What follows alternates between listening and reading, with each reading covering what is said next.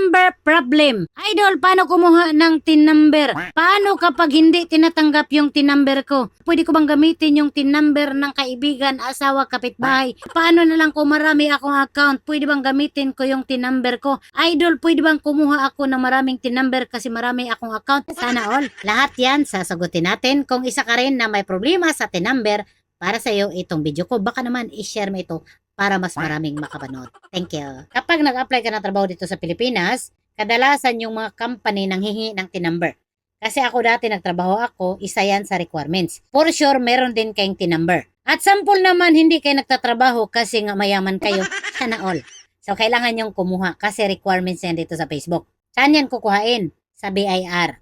I-search niyo kung saan yung pinakamalapit na BIR sa lugar ninyo. At pwede din yan online. I-try nyo i-search kung paano gawin. At yung mga nagsiset up na hindi tinatanggap yung tin number, baka naman kasi may kulang. So once kasi na may kulang yung sinet up natin, hindi talaga tatanggapin yan. So kailangan nyo i-verified, i-check yan. At kung hindi talaga, so pwede nyo yung screenshot tapos mag-appeal kayo.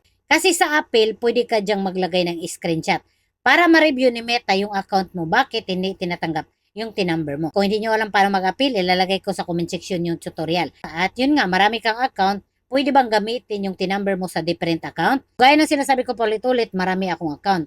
Sa lahat ng account ko, kapag nagsiset up ako, tin number ko yung ginagamit ko. Requirements, akin, lahat-lahat, bank, PayPal, pangalan, tin number, ID, lahat. So kung marami kayong account, gamitin ninyo. Kasi nga, account yun naman yan eh. Basta sa akin, lahat ng account ko, akin yung tin number. At paano naman, idol, kung wala akong tin number? Pwede bang gumamit ng tin number ng family members ko?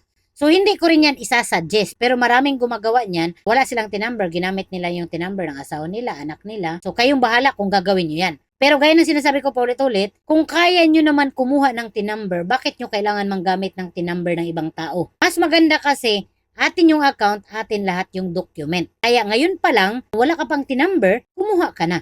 Kasi whether you like it or not, kailangan mo yan kapag na-monetize ka. Eh paano kung ayaw ko, edi wag, walang pipilit sa'yo. Pero, lahat ng kinita mo at lahat ng views mo ngayon, hindi yan babayaran. Kapag nabigay mo na lahat yung hiningi ni Meta, kasali doon yung tin number, ganito na yung payout mo. Dapat ganito ha. Paano yan makikita? Pumunta kayo sa may payout niyo, sa may setting, sa may taas. Scroll down, nandyan. W8 for service at W8 for royalties verified. Ibig sabihin, na-comply mo na lahat ng requirements ni Meta. 6 months lang dapat mai-provide natin yung requirements na sinasabi ko. So kung isa ka dito na monetized, hindi pa hiningian ng tin number o requirements, mag-antay ka lang. Hihingian ka rin yan. Kung wala kang tin number dyan, kumuha ka na. Kasi kailangan mo yan para makuha lahat ng kinita mo at mabayaran lahat ng views mo.